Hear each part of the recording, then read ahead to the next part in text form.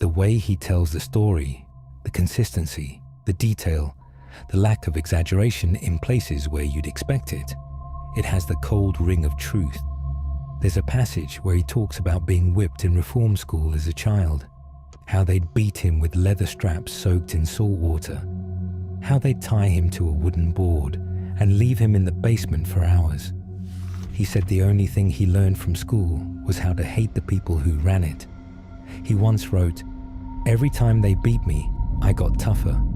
Every time they punished me, I learned how to hide what I was becoming." And what he became was a storm, one man against the world. It's worth noting that Carl had no close friends, no partners, no gang. He worked alone, always. That's rare in the world of crime. Even the worst serial killers usually have someone they trust, someone who helps them hide. Carl had no one. He wanted no one. And in some twisted way, that made him even more dangerous.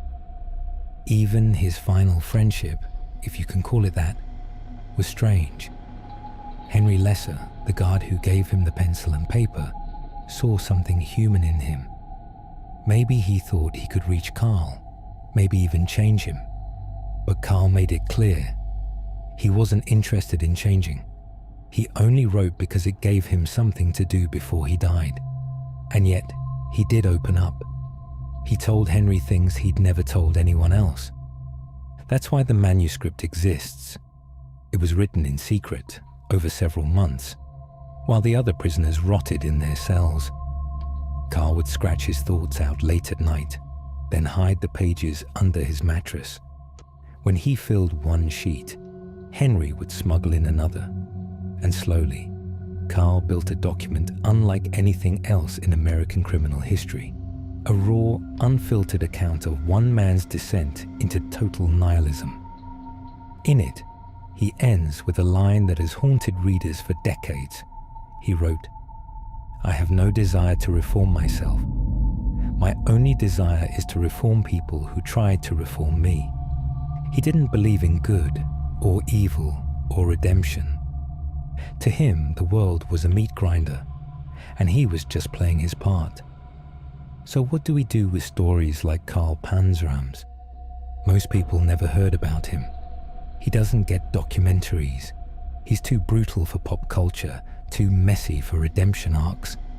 But his story matters because it's real, because it shows what happens when a child is thrown away, when every institution that's supposed to protect you instead breaks you, and because it proves that sometimes the monsters we fear are the ones we create. Carl wasn't a product of the underworld. He wasn't some mythical beast. He was born on a quiet farm in Minnesota. He was a child once. He liked dogs. He played in fields. Then life taught him that trust was weakness and kindness was bait. And he listened.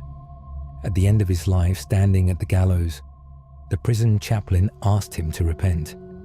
Carl spat in his face. The hangman asked if he had any last words. Carl looked him in the eye and said, "Yes, hurry it up, you Hoosier scum. I could kill 10 men while you're fooling around." And then the trapdoor opened. He died exactly how he lived, defiant, angry, and utterly alone. In the sweltering backroads of South Carolina, where the soil is red, the swamps never sleep, and secrets rot deeper than the roots,